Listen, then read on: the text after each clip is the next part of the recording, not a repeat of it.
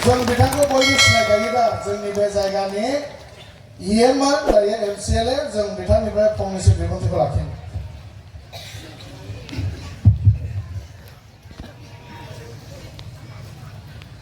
सिगां सेथाराव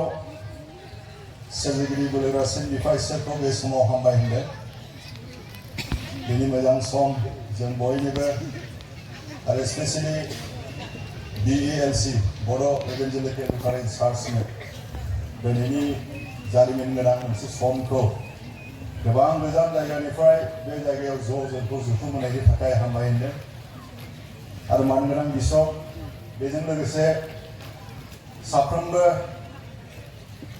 सेंट्रेल आरो डिस्ट्रिक्टनि प्रेसिडेन्ट सेक्रेटारिनिफ्राय लानानै मोनफ्रोमबो सिस्टेमनि वमेन कमिटि युथ कमिटि आरो सानडे स्कुल ग्रुप टिचार्सफोर जोंनि मानगोनां रेभारेन्डफोर डेपुटि बिशप आरो मण्डलीनि साफ्रोमबो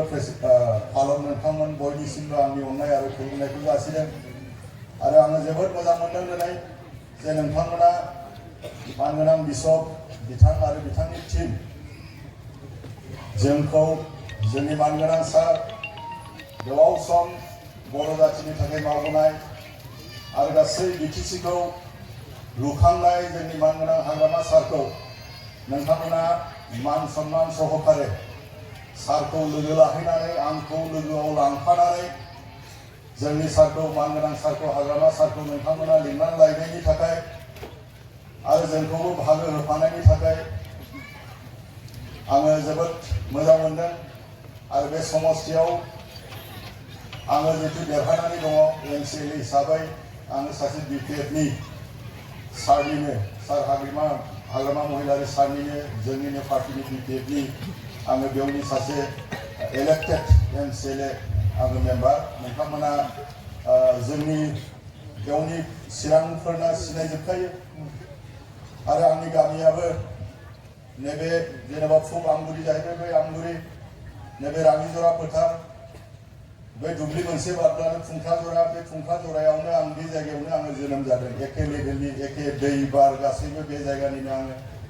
जोबोद मोजां मोनदों आरो गोबां हाजार हाजार मानसिफ्रा दिनै गोबां डिनोमिनेसननिफ्राय BLC जों लोगोसे खाथियाव थानाय ADLC आङो गोबां मानसिफोरखौ नुदों रमान केथलिकनिखौ आरो गोबां डिनोमिनेसननि बेवहाय ज' जादों साफ्रोमखौबो आंनि गोसो सिंनिफ्राय आङो हामबाय होनदों आरो जोङो गोबाव समनिफ्राय जोङो इसोरनि बोरखौ नागिरनानै जोङो गोबां गिर्जायाव दिनै गिदिंदों जोंनि हाग्रामा महिलारि सार खाम्फा सार जों बयबो आरो सुद्र जोङो गिर्जा गिदिंदों जोङो बेप्टिस्ट गिर्जायाव जोङो थांबाय रमान केथलिक जोङो बै सापागुरियाव हेडक्वार्टार जेनाखि बिशप थायो बेजोंबो जोङो प्रेयार लाबाय नोंथांमोना BLC आव दिनै फैबाय जोङो गसाइगावनि सान्थाल NALC ग्राहामपुर डायसिसनि सिङाव थानाय ग्राहामपुर सार्केल मरनाय गिर्जा मरनाय साहा बागान बेफोरबायदि गोबां जायगायाव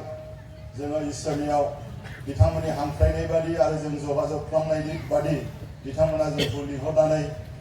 जोंखौ लिंहरदों आरो बिथांमोनजों जोङो प्रेयार लादों जोंनि थांखिया बेनो जे गोबाव बोसोर जोङो मावबाय आरो मावबावनांगौ जोंहा गोसो दङ आरो मावनांगोन बे गोमालांनाय जेनाखि दानि महर मुस्रि नोंथांमोना बयबो मिथिगौ बुंनांलाया जे जोंनि हाग्रामा सारा मा मावबोदों मावाखै बेखौ मिथियो जेनेबा गासैबो रिलेटेड संसाराव थांनानै थानांगौब्ला जोङो राजनितिक बेखौ राजनितिक जोंहा मोनसे सोमोन्दो जोङो थाखानांगोन जोङो भारत गभर्नमेन्टनि आसाम गभर्नमेन्टनि गेजेरजों आरो BTC गभर्नमेन्टनि गेजेरजों गासैबो जौगाथायनि गेजेरजों जितु गासैबो समान सोमोन्दो दं गासैबो जोङो थांनानै थानायनि थाखाय उन्नतिया जोंनो नांगौखाय जोङो आरोबाव जोङो सिगाङाव जि मावबोदों बे मावबोनायनिफ्राय आरो साबसिनबाव जोङो मावनो थाखाय बे गोमालांनाय महर मुस्रिखौ जाखांहोफिननो थाखाय जोङो दिनै इसोरनि बोरखौ जोङो नागिरदों आरो आसा खालामदों नोंथांमोना